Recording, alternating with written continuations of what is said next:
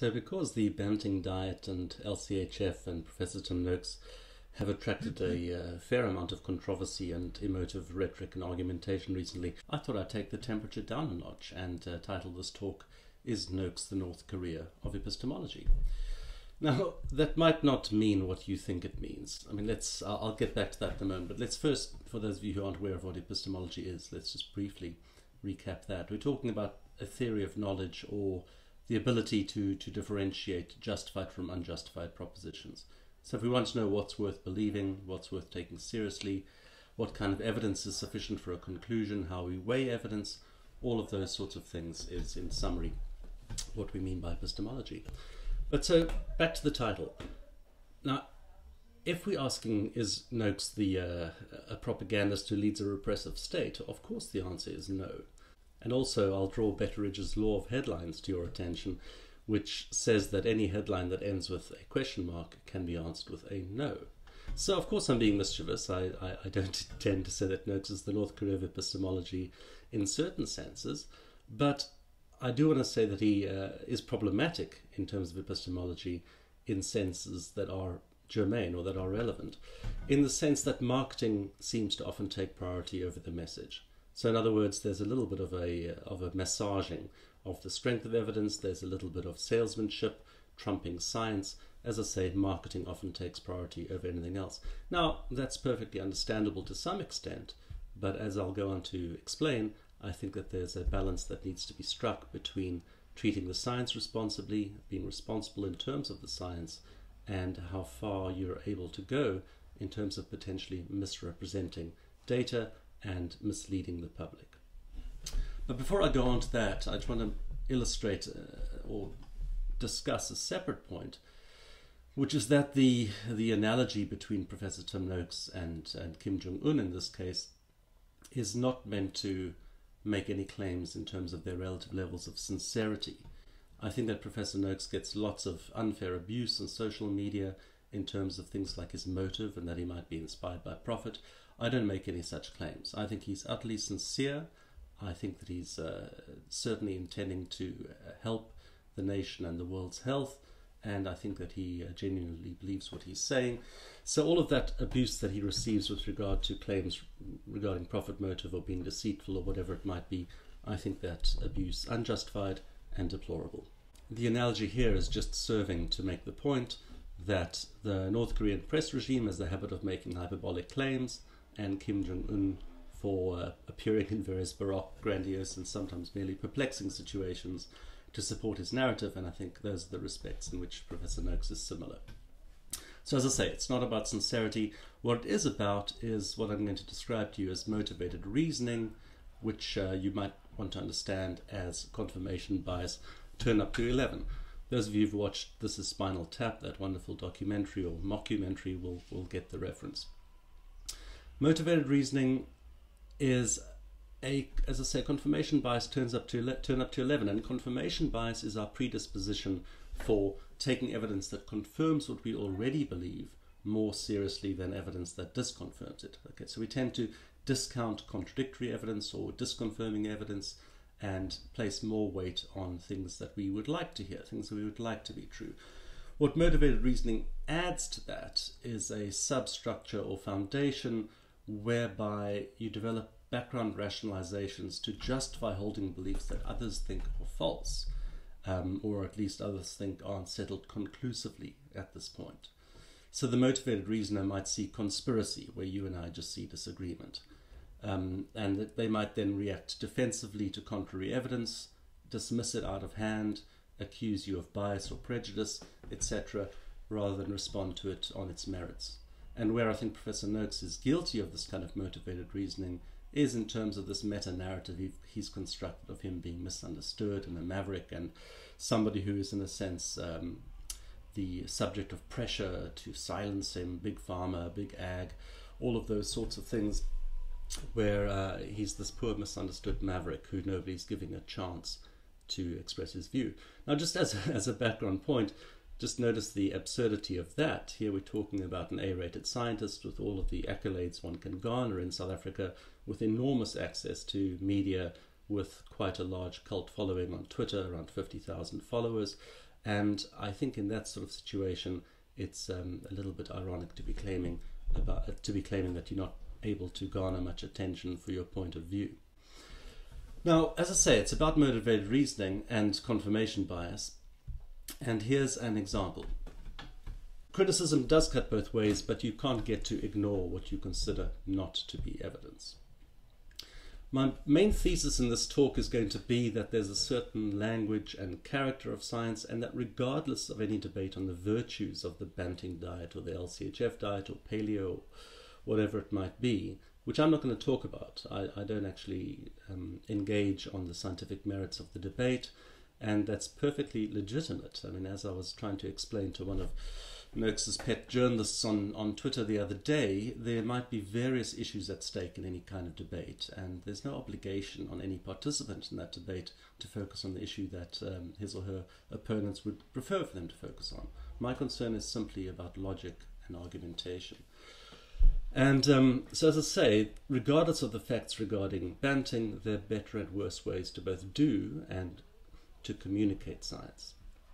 So I believe that any of us who work in fields involving education or science or journalism or teaching, in my case I'm a teacher, have a responsibility to encourage a responsible epistemic approach rather than aim for persuasion above all else. We need to demonstrate the scientific method and scientific reasoning in practice rather than just fight for our conclusions to be taken seriously. It's how we actually go about arguing for those conclusions that's also important.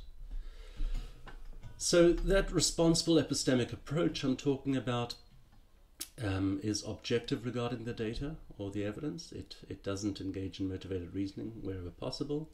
It's willing to be wrong, as I say, we'll dwell on that in a moment. And it engages with arguments. It doesn't focus on character. It doesn't dismiss opponents on the grounds of who they are or what their education levels are, etc. It focuses on the quality of their arguments. And as this talk will try to argue, Professor Noakes has frequently set a very bad example in these sorts of regards. As an educator, and as I say, that's my concern, but he also recently retired as a lifelong educator. As an educator, particularly one, in his case, with 50,000 Twitter followers and a really engaging and hardworking media personality, I think that comes with certain responsibilities, because you've got enormous influence regarding how people perceive scientific activity. So as I said, critics might now be thinking, well, isn't Professor Noakes famously willing to be wrong? So how can I criticize him on this particular criteria? But I don't think that he's willing to be wrong in any way that should inspire confidence. First, because a single data point, even one of this kind of magnitude, of completely changing his mind in terms of carbohydrates, doesn't yet settle the argument, right? I mean, one data point isn't necessarily representative of a whole. But more importantly, consider this. But Tim, I don't want to be disrespectful to you. When I used to be a runner a long time ago, you told me to carb load. Absolutely. Right? How do I know that in 5 years' time you'll come back and say, whoopsie? Because I've said one thing and now I'm saying the exact opposite. Exactly. And they can't both be wrong. That's the key. Okay, so that was at a public conversation at the Franschhoek Literary Festival with his erstwhile supervisor, Professor Lionel Opie, in May of this year, of 2014. Noakes told the audience, I've said one thing and now I'm saying the exact opposite, and they can't both be wrong, and that's key. Now, as you could hear, that kind of statement plays very well to a crowd. It got some appreciative chuckles, but unfortunately it's absolute nonsense as far as logic is concerned. And there are two clear reasons why. First, he's presenting his change of mind as evidence that he's right now. And that argument will only gain traction if you agree that he was wrong before, right? Because if you don't think he was wrong before, then you might say, well, no, you're wrong now and you were right then. So in other words, the argument is circular. It relies on you already agreeing with his conclusion for this quip to have any traction with you. But more importantly, he's asking the audience to indulge or engage with a completely false dichotomy or false choice. Because he's saying there are two options, and if the other one is wrong, this one has to be right. And the reason why that's false, on very basic principles of logic, is that there are various middle ground options available to us. So in the field of diet, for example, it might not be such a stark choice between zero or very limited carbs and enormous amounts of fat, and saturated fat being entirely unproblematic in terms of diet. Those extremes aren't the only two options, and he's encouraging the audience to think that those are the only two options. And what that allows for is that any time data points emerge or studies emerge which question the role or the health of carbohydrates, he can say, look, that's more evidence that I'm right, because he has sketched these two options, these two completely contrasting options, as being the only two available to you. Whereas if you acknowledge that there's a whole spectrum of choices between those two extremes, when you see new evidence, you view it as just tipping the scales in one direction rather than another one. You aren't encouraged to leap to some sort of absolutist position. And of course, in science, the absolutist positions are usually poorly reasoned. They're usually not the right conclusion, because the world of empirical data is really, really messy, and certainty is very seldom available to us. So our shared mission as educators and scientists and the like should be to encourage clear reasoning, careful rhetoric which doesn't overstate the evidence, which doesn't mislead in terms of the strength of the evidence that we have, and it should avoid absolutism. Because science is this inductive process whereby we chisel away at the evidence and try to uncover the truth in this messy world of empirical data. The example I've just showed you recommends absolutism, which runs completely contrary to what the actual world looks like. That picture doesn't sell very well. It doesn't sell newspapers, it doesn't make catchy or compelling or sexy headlines. The position of certainty and absolutism does. It gives people something to hold on to, something to be certain of, etc. And I think that might encourage some people to defend conclusions in this rhetorically effective way. And again, one can ask the question, well, if you're a marketer, if you're trying to sell a product, then you'd understand that. That's perfectly acceptable, perhaps. But I want to ask the question as to whether it's appropriate language for scientists, and whether it's a kind of language which does justice to how we would like science to be pursued and practiced. This talk is going to present you what I'm calling here a taxonomy of trouble in 5 categories of poor reasoning. I'm going to demonstrate to you how Professor Noakes, especially in his public profile on Twitter, goes about being this North Korea of epistemology, or playing fast and loose with the evidence, misrepresenting the strength of evidence, creating a position or a perspective of certainty where certainty isn't warranted by the evidence, etc. So all of these things are going to be drawn from social media, all of these examples. There are many more, but it would be tedious to belabor the point too much through repetition. But I do mention this just to forestall potential accusations of cherry picking. He doesn't make apologies for these statements that he makes. And secondly, when he's challenged on them, as you'll see in some of my examples, he doubles down, he repeats the same point. In philosophy and in argumentation generally, we like to apply what's called the principle of charity. In other words, you don't misrepresent the opponent's point of view. And so the reason why I mention that these are often responses to critics is because he is, in a sense, called out on these things, and the way he responds demonstrates that he is committed to the disturbing things that I'll be showing you in this talk today. So, a taxonomy of trouble. For ease of reference, I'm going to loosely categorize the relevant issues into 5 groups: the indiscriminate use of sources, ad hominem attacks and double standards, a habit of exaggerating and being immune to error or correction, salesmanship over science, punting a conclusion, in other words, rather than following where the data leads you, and lastly, general errors in scientific reasoning. So let's start with the indiscriminate use of sources. So here is a tweet from February this year, from February 2014, where Professor Noakes links to a website discussing chemicals that might cause diabetes. So we follow the link, and we see that it leads to a website called Natural News. Now, some of you might know Natural News, but for those of you who don't, this is a website which argues that Microsoft, the software company, are developing eugenics vaccines. It's a website that argues that HIV doesn't cause AIDS. Here's an article on that last topic, on HIV not causing AIDS. AIDS is a great medical con, and the article is by David Icke. And for those of you who don't know David Icke, he's a man who believes that the world is controlled by reptiles from outer space, who live in underground tunnels and take on human form so as to hide from us, to deceive us. Margaret Thatcher was one of these lizards, George Bush was one of these lizards, etc. So I think it should really give us pause for thought to see somebody linking to purported scientific evidence in a website like this, which clearly has no discernment whatsoever in terms of what we should take serious and what we don't. So the indiscriminate use of sources point here is that Professor Noakes is willing to take support from wherever he might find it, even if it's from completely insane sources. Another example. This was from a series of tweets explaining or defending a certain point of view as to how science works and how to understand the scientific method. So next they'll say it has been discovered before, and lastly they'll say they always believed it. So as I say, this is from a series of tweets arguing about how his conclusions will be vindicated in the end. But if you are going to suggest a certain way of understanding the scientific method, I'd rather not appeal to Louis Agassiz, who is a notorious evolution denier and a proponent of scientific racism.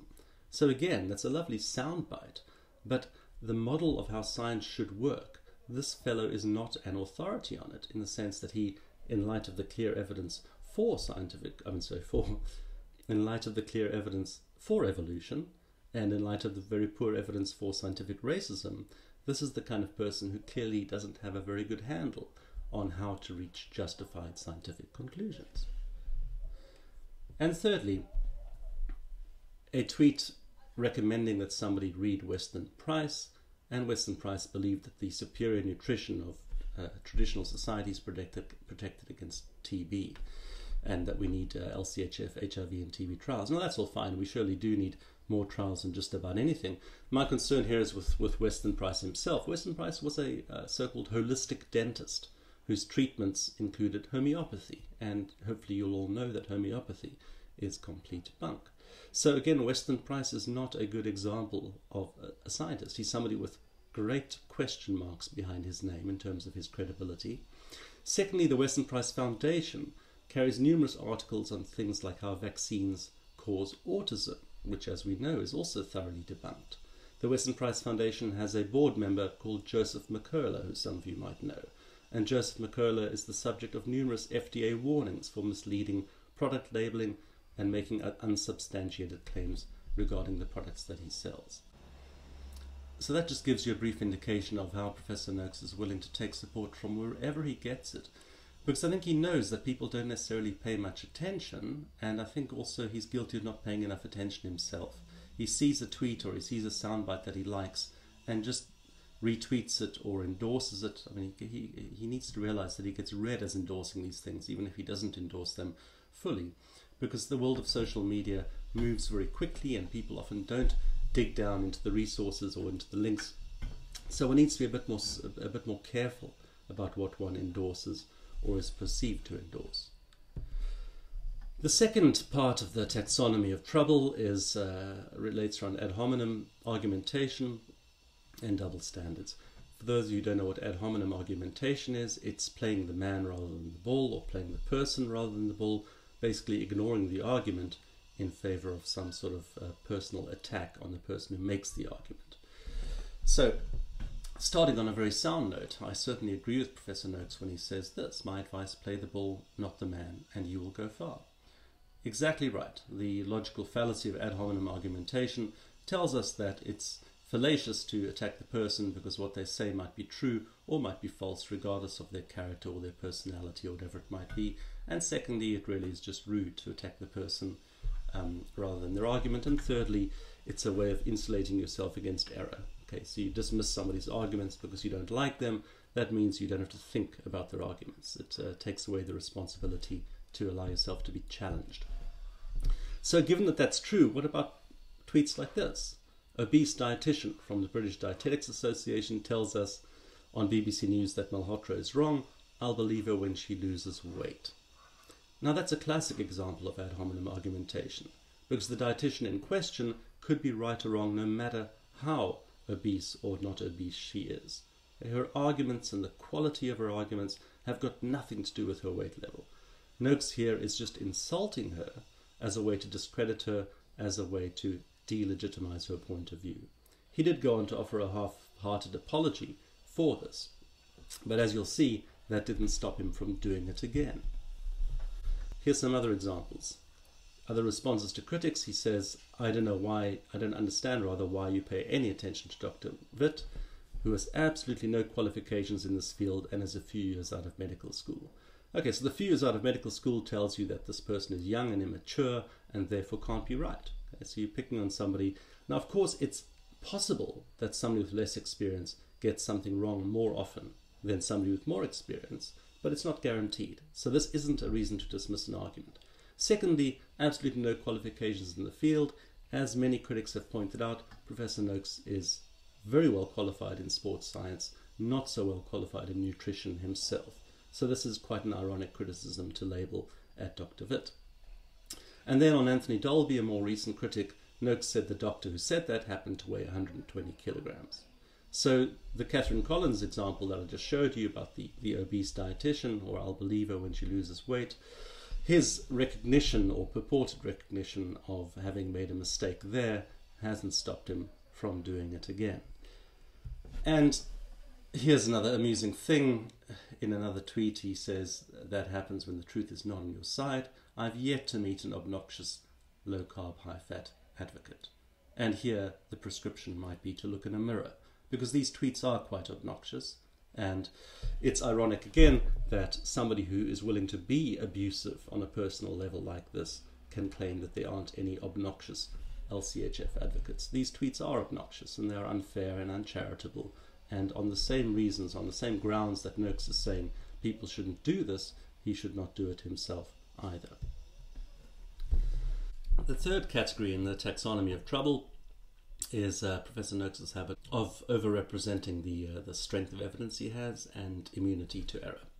So here's an example of overstating the case. Again, a Twitter conversation, somebody quotes him, and we of course don't know if this quote is accurate, somebody quotes him as saying, if you don't eat carbohydrates, you don't have to worry about cancer, and tells Professor Noakes that that's a very dangerous statement to make. Noakes responds to say, where and when did I say that? Or did someone else say that I said that? Have I been misinterpreted or misquoted? Do you honestly think I would make such an absolute statement? That seems fair enough, right? I mean, that does seem like a very absolute and quite an irresponsible statement, to be honest.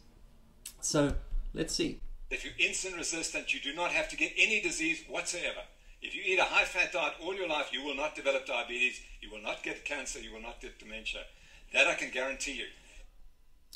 So, the answer to where and when did I say that is again at the Franschhoek Literary Festival in 2014, where you said exactly that.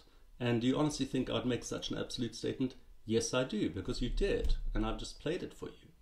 Okay, so there's an immunity to error there in the sense that he seems to just play to whatever crowd he's talking to and not cross-reference what he's saying to what he said before. It's just a matter of salesmanship. It's just a matter of saying what's going to make his point of view come across as most plausible. And never, in a sense, going back and saying, well, I said this thing and I was wrong. I overstated the case. I was too hyperbolic. I exaggerated what I meant to say. Is this far more considered and careful sort of thing? And here, the overstating the case, and this was a very frustrating zombie fact that emerged in 2013, where it was advertised or promoted the idea that Sweden had become the first Western nation to reject the low-fat diet dogma in favor of low-carb, high-fat nutrition. This nonsense even made its way into the BMJ, the British Medical Journal, thanks to a letter from Dr. Asim Malhotra, but it was also widely spread by Professor Noakes and some of his supporters. So Noakes made this claim back in 2013 when he was retweeting websites like Authority Nutrition and The Diet Doctor. Now, the first thing to note is that in 2013 this report wasn't even available in English, and as far as I know, Professor Noakes is not a speaker of Swedish. So I, like everybody else who actually tried to read the report rather than retweet blog posts about it, put it into Google Translate.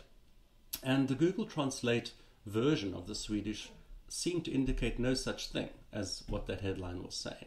Firstly, because the SBU, the advisory body who did this study, are not government regulators. They don't have influence over government policy except to the extent that government chooses to take them seriously. So to say that Sweden has done something on the grounds of this SBU concluding something is the same as saying that because Professor Noakes at the Sports Science Institute might have come up with a certain conclusion, it's the same as saying South Africa becomes the first nation to do X. Okay, so it's a complete misrepresentation of what's actually happened. But secondly, it turns out to be entirely false. This report was on obesity alone, right? It wasn't generalized dietary advice for everybody. That's another important thing to note. So it's, again, not a generalizable claim to the entirety of Sweden. But more importantly, this zombie fact, okay, in other words, that you just can't kill it no matter how much you try to, this zombie fact was even the subject of a correction from the authors of the study themselves. The SBU eventually got frustrated enough by this zombie fact to say two misinterpretations have occurred. One is that low-carb, high-fat is by far better, and they take pains to say, yes, during the first 6 months you lose weight faster on an LCHF diet, but after 1 and 2 years the diet has no advantage than other diets for obesity. So now that's the exact study that Noakes and Teichholz and all of these people are quoting in support of their point of view says the exact opposite to their point of view. Okay? It doesn't support them. But because they know that people aren't reading these things carefully enough, they're happy to go with the salesmanship and ignore the science. And that sets, as I said, a very, very bad example. And more disturbingly in terms of immunity to error or the inability to correct yourself when you're wrong, is that Nina Teichholz, for example, the author of a book that Noakes keeps punting on Twitter, proceeded to block the people, including me on Twitter, who pointed this out to her, that she's misrepresenting what the SBU actually said. Noakes, of course, has also blocked me on Twitter because he, again, in terms of his confirmation bias and motivated reasoning, finds fair criticism uncomfortable, it appears. And while we're on misrepresentations, let's talk a little bit about addiction and sugar addiction and carb addiction and that sort of thing. That image is from the website of Harmony Clinic, who offer an in- and outpatient treatment for sugar addiction. Unfortunately, it seems that Harmony Clinic has now undergone voluntary liquidation as of November. So sugar addicts were perhaps not in as large a supply as they, or didn't pay enough as expected. But addiction in general is another one of those areas where the LCHF movement is, I think, doing great damage to the public understanding of the difference between compulsive and destructive behavior on the one hand and lifestyle choices on the other hand, which can be moderate and which can be entirely non-threatening to your health if viewed in perspective of your overall health.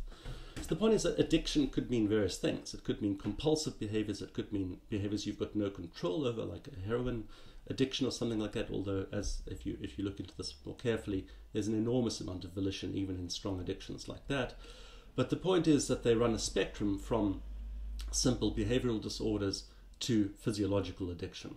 And using the term addiction to cover something like sugar, as I hope you'll see, is somewhat misleading.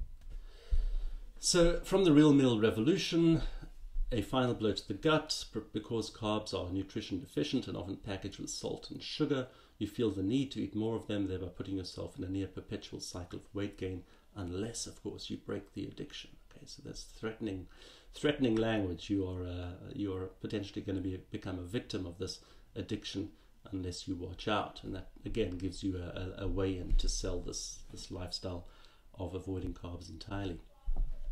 So 2 papers are commonly cited in defense of this sugar or carb addiction sort of thing. And if you go and read the papers rather than rely on the LCHF digested versions of them, the Avina et al. From Neuroscience and Biobehavioral Reviews in 2007, one line there says, we suggest that sugar, as common as it is, nonetheless meets the criteria for a substance of abuse and may be addictive for some individuals when consumed in a binge-like manner. Now notice 2 things. One, those quotes are in the original. I didn't add them. So Avina et al. Are saying addictive in scare quotes. They're saying that there's a particular model of addiction that's being described here. So you shouldn't necessarily think that sugar is the same as cocaine. And secondly, when consumed in a binge-like manner, that's a clear warning flag to a reader to say that under certain circumstances these things might become addictive. In other words, they're not necessarily addictive in themselves. They don't necessarily have this property of causing you to become addicted to them, except perhaps under certain circumstances. So if you've got some kind of impulse control disorder, it's going to manifest itself in some fashion. You might become obsessed with gym going, or you might start to consume extraordinarily large quantities of sugar. But the point is, what is the causal direction here? Are you somebody with an existing impulse control disorder who ends up manifesting itself in the area of sugar or elsewhere, or is it sugar that causes the addiction? The study, if you go and read it carefully, makes it quite clear that they don't attest that the sugar is the thing causing the addictive behavior. They're saying that it may, in some situations, when consumed in a binge-like fashion, meet this criteria for demonstrating or displaying these addictive properties. Okay, it's not in itself always going to result in addiction. As Paracelsus told us in the 15th century, it's the dose that makes the poison. Okay, so in most cases, it's how much you take of something and what conditions you take it in that makes it problematic. It's not problematic in and of itself. And the second paper that people often cite to justify or defend sugar addiction is this Johnson and Kenny paper in Nature Neuroscience. Notably, it is unclear whether deficits in reward processing are constitutive and precede obesity, or whether excessive consumption of palatable food can drive reward dysfunction and thereby contribute to diet-induced obesity. So exactly making the point I just did, that we're unsure at this point what the causal direction is. In other words, which precedes the other. Is it the impulse control disorder leading you to eat too much sugar, or is it sugar that gives you this kind of inability to control your cravings for sugar? Now, the point about citing studies and the general point about the problem in Noakes' approach on things like Twitter is that you can find studies to support almost anything. So you can cherry pick if you choose to, and that can be persuasive, yes. But as he himself says, half of all published studies are wrong. I mean, Noakes' famous line, or Noakes' line, is that half of what we teach is wrong. The problem is to know what half. Okay, so if you read Goldacre's Bad Farmer and other books, you'll see that there's an enormous unreliability in much of the literature. You can ask questions like how many of those studies were on humans, how many had control groups, were they observational studies, were they RCTs, etc. And importantly, many of those studies have studies that contradict the findings of the one you're quoting. Did you check? Did you look for them? Did you see what the pedigree of the study is? So going back to the tweet I showed you in the beginning about Noakes ignoring what he considers not to be evidence, that's a problem. Because as I was suggesting to you, there's a balance between things that agree with you and things that disagree with you. And studies tip that balance. Okay, studies nudge you in one direction rather than another one. But people who just want to prove a conclusion only quote the ones that agree with them and ignore all the other ones. And it's not that simple. There are far more confounding factors than that. And one thing that confuses the public is that oftentimes these addiction studies rely on fMRI data. And fMRI data, I want to just briefly explain to you, can be enormously confusing to lay people. Because as Sally Sattel points out, she's a psychiatrist who works in a methadone clinic, brain scanning presents this perfect storm of seduction because the technology promises such great revelation, such great insight into what we do, and also it gives us a way out of responsibility because you can say, it wasn't me, it was my brain. So I know a fair amount about fMRI thanks to working for 5 years in disordered and problem gambling, where we did some fMRI work. And the basic point that you need to understand about fMRI is that we reason backwards from this neural activation, from these things lighting up in the brain, to subjective experience. But because brain structures really map one-to-one on particular tasks, and because of problems or structural issues in how we do fMRI analysis, okay, so we aggregate a whole bunch of data points out. We take a bunch of subjects and find, in a sense, an aggregate impression of what their brains might look like, comparing a baseline task to an experimental task. There's no guarantee that we are able to reason properly or carefully enough, or accurately rather, from those brain states to subjective experience. So to say that because of certain areas lighting up, that person was feeling something or was under the grip of some particular kind of desire or addiction or whatever it might be, is really speculative. The philosophical problem here is reverse inference, okay? And the inference we're making from the brain scan to the mental states is a very speculative and unreliable one, as the image that you're seeing there indicates, because that image is of a dead fish, and that dead fish is showing some neural activity. The example is famous because it demonstrates another problem, which is that the software that we use to do fMRI is fantastic, but could still do with some improvements. There's artifacts, there's noise, and in this case, an entirely dead fish shows up with some brain activity thanks to that noise and thanks to those artifacts. So when we talk about sugar being more addictive than cocaine, the important question to ask is whether those fMRI scans indicate an impulse, a craving for sugar that's irresistible in the way that we typically think of hard drugs as being irresistible, or whether it indicates an impulse that simply hasn't yet been resisted and can be resisted if you teach people more about healthy lifestyles and healthy diets. In other words, is it outside of your control, or is it something that you can control with education and motivation and that sort of thing? And fMRI scans don't tell us whether we're dealing with an impulse that is irresistible or one that simply hasn't been resisted yet. And my concern here is that telling people that they can't make any choices might well lead them to being unable to make choices, right? And you become better able to make choices if you understand the risks and rewards, if you think of yourself as an agent who has responsibility, who has choice, who can actually manipulate the course of their futures. But if you tell them that it wasn't them, it was their brains, that they have no choice, make them dependent basically on your recovery narrative. You make them dependent on you as a savior, or your diet as a savior, from this irresistible force of sugar or carbohydrates. It really makes them victims of that dependency. It makes them unable to make rational choices for themselves. So saying carbs are addictive or sugar is addictive is again a sexy story, but it doesn't make the story true to say that carbs are addictive. But perhaps Noakes doesn't care about what's true. Perhaps it's not about being right. Here's another tweet from him. At least we have a following. The great failing in science is not to be wrong. It is to be irrelevant. And again, that's an enormously disturbing statement. It's a clear failing in science to be wrong. It's a clear failing in salesmanship and in PR to be irrelevant, yes. There you want attention above all else. In science, you do want to be right. You want to aim for the truth. And aiming for the truth certainly means allowing yourself to be wrong. But simple relevance is not enough. And also, relevance and irrelevance is perhaps something which applies more to the domain of the public media and Twitter and newspapers, and not necessarily to the domain of peer-reviewed journal articles and the scientific community.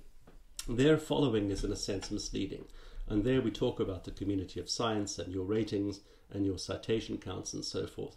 And I do think that the arena in which Professor Noakes is fighting this battle, the arena of public interest, is useful and very, very important, but we would like to see more scientific work in this area. And I don't want to discourage that, but at this stage it needs to be pointed out that there isn't yet enough for the level of dogmatism and the level of absolute certainty that Professor Noakes likes to express.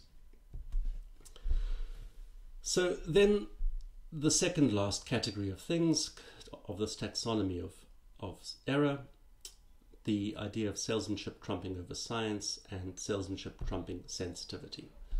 On the day after Robin Williams took his own life, the actor Robin Williams, Professor Noakes asks, was Robin Williams informed about the association between a meat-free diet and mental health? Now, whether he was or not might be an interesting question, but perhaps there's also a time to ask these sorts of questions, and a time when they just display gross insensitivity and display a desire to just punt your diet without regard for the psychological factors or the social factors underpinning the kinds of discussions and debates we're having. I think that question can perhaps wait for a time, not just after somebody has died. Second, Dr. Bill Wilson wonders whether the carbohydrate-associated reversible brain disorder played a role in the Newtown tragedy. Now here we're talking about a 20-year-old child or 20-year-old young adult fatally shooting 20 people at his school, the Newtown killings. And again, I think that, and this was also very shortly in the wake of Newtown, again, I think this is not a time to be talking about whether perhaps carbs were the problem. I think gun control, for example, is a far more important discussion to be having in the immediate aftermath of a tragedy like that.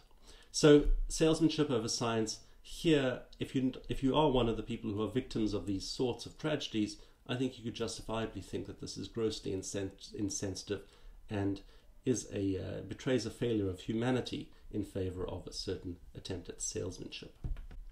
And then, of course, there's the one that some of you might have noticed earlier in the year, where Professor Noakes asks the question, was there this proven link between autism and early immunization covered up? And was this dishonest science? This caused quite a flare-up even in the mainstream media, and Noakes says he was just asking questions. But there's some things that if you are going to ask questions about, you need to ask in a really responsible and careful way, because we know that there are vaccine deniers out there, people who think that vaccines do cause autism, and we know that thanks to herd immunity, these people are responsible indirectly and eventually directly if things go wrong for many deaths and for much suffering.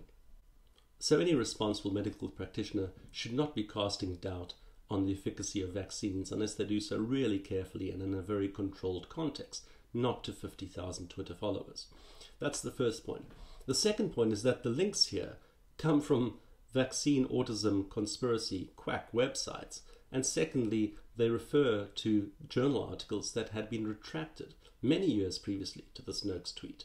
Okay, so he's not doing his homework. He's just tweeting something which stokes a conspiratorial mindset, which again makes him look like this maverick, groundbreaking scientist, but here without regard for truth and here without regard for human safety in the sense of the herd immunity depending so strongly on us all getting vaccinated and on undermining the quacks who believe that vaccines might cause autism. And lastly, basic errors in scientific reasoning. Somebody asked him on Twitter, what does the future hold for a pastry chef? He says, the public will decide. In an era of social media, the public will eventually discover what works for them independent of experts.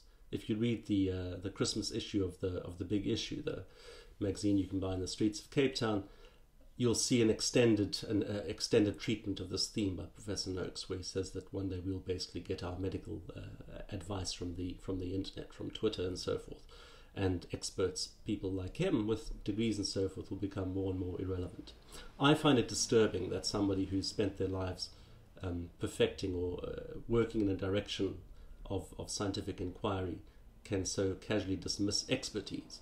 Because lay people are not the same as experts, and truth is not decided by democracy. Experts need to guide us whether or not we agree with them. You shouldn't trivialize them because they exist. Experts do exist, and the public is often misinformed and wrong. And if experts disagree with you, and you can see why Noakes is going down this line, because other experts disagree with him, so it's in his interest to say expertise in general doesn't matter, but of course that's self-defeating in the sense that he's saying I don't matter either. But the point is that there's a battleground in which these contestations are fought, and that battleground is peer-reviewed journals, and that's a battleground that Noakes is not really engaging with very much as yet. An army of lay people does not make the case for you. The case is made for you in the domain of scientific inquiry. Why is this is a question to Noakes on Twitter, why is Journo Gary Taubes pushing for scientific studies into LCHF while Noakes focuses on populism? So he responds to Sarah Emily Wilde, the science editor of the Mail and Guardian, because change will only come when the public understands the truth expressed in Gary Taubes' book. New science will not change that. That's a really perplexing and bizarre statement. It's saying that new science will not change the truth, right? So the truth exists, and here I am to give it to you. Here I am to lead you out of the thicket of confusion, lead you from the wilderness and into the light. And that's again nonsense, because science will change what we perceive of as the truth. That's the point of science. Noakes here is saying that science can now stop. We've resolved this big question, and science should just stop. He's calling for less inquiry, less research, and less thought into a domain of scientific inquiry, which is utterly wrong and utterly irresponsible. New science will and should change what public understand. The problem here is communication. Public might be behind the times in terms of what they should believe, but that doesn't mean that they ideally shouldn't believe something other than what they currently do believe. And later on in the same exchange, Professor Noakes says to Sarah Wilde that he'd really appreciate if you would watch this talk and tell me where my populism is wrong. So I don't know if she did or not, but I certainly watched the talk, and it's a September 2014 talk in Melbourne. And here's a bit that I think is very interesting. And you must never trust consensus guidelines because they are anti-science. Science is not about consensus. It's about disproof, disbelief, and skepticism. It's not about consensus. When you've got consensus, you've got trouble. Now, this conflates two very different stories into one to serve the same rhetorical purpose of granting credence to the underdog and the maverick story. The two stories are these. First, yes, dogma is antithetical to science. Dogma is bad. Dogma is unthinking adherence to a point of view. That is a bad thing. The second story is that if a preponderance of evidence, if the majority of evidence points in a consistent direction, consensus guidelines are well justified, and it becomes irresponsible to not believe them.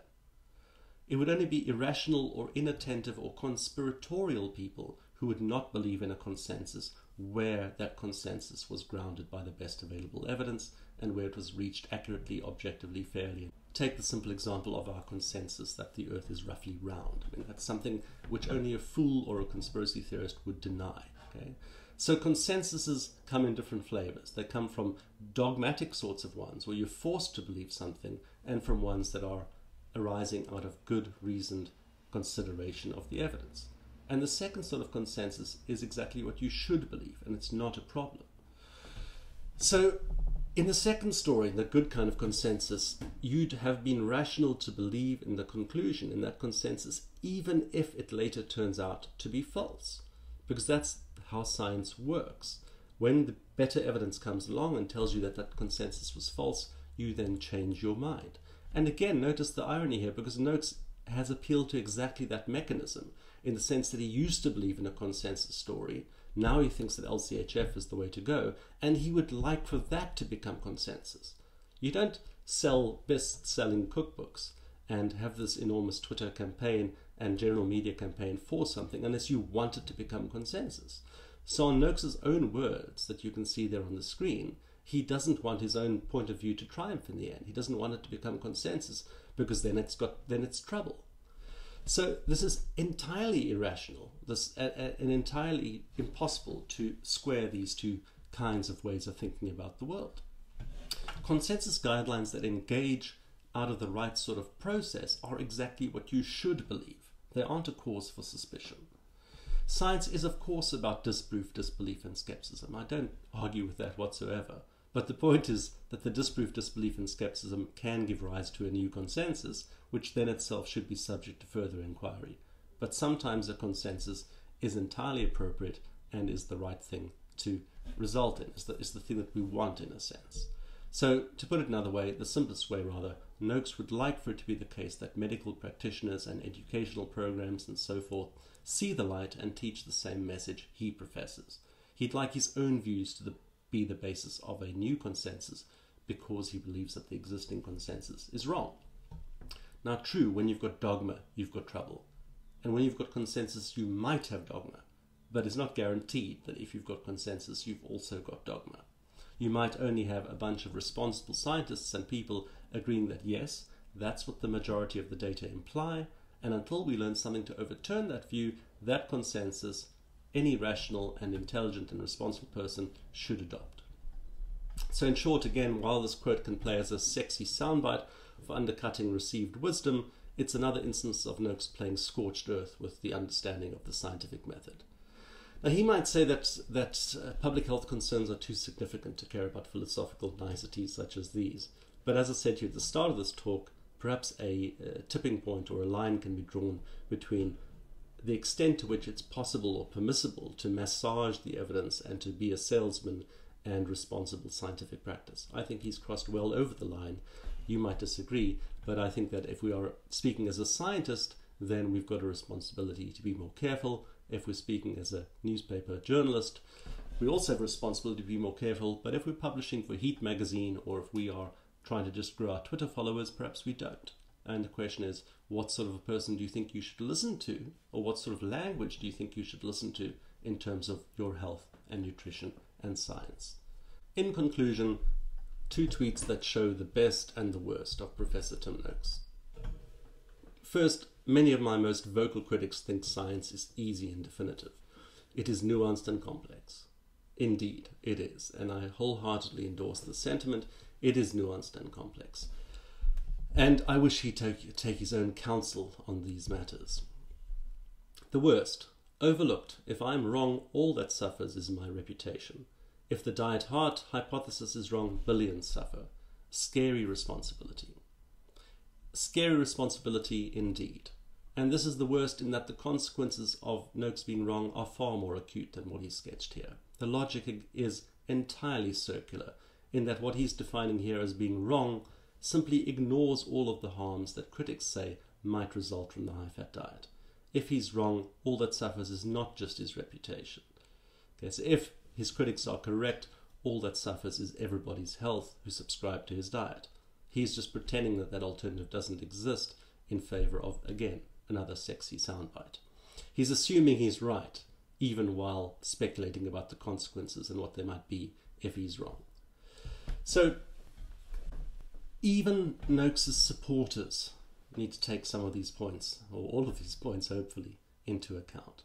Because even his supporters should expect more of him, for two reasons. First, the scientific method deserves better than this. The scientific method deserves sober, clear, articulate, and responsible expression of what we can know and what we do currently know, and of how the scientific method works. And secondly, even if Professor Noakes is right, he's impairing the credibility his own viewpoint garners. So people who care about science and evidence-based reasoning and so forth hear these things and immediately think this isn't entirely insane. These points make no sense. These points fly in the face of basic logic, and that turns them off paying any attention to the underlying dietary message. Okay, because the person who's expressing the dietary message sounds like he's playing fast and loose with the evidence and fast and loose with reasoning. So for Noakes' own sake, and for the sake of persuasion that his diet is the right sort of diet to follow, or his lifestyle, it would be a much easier sell without the aid of examples that make him sound like a pseudoscientist. So as I say, for two clear reasons, the scientific method deserves better, and secondly, if you want the real meal revolution to really take off, start sounding like a sober and responsible scientist, and you might see even better progress.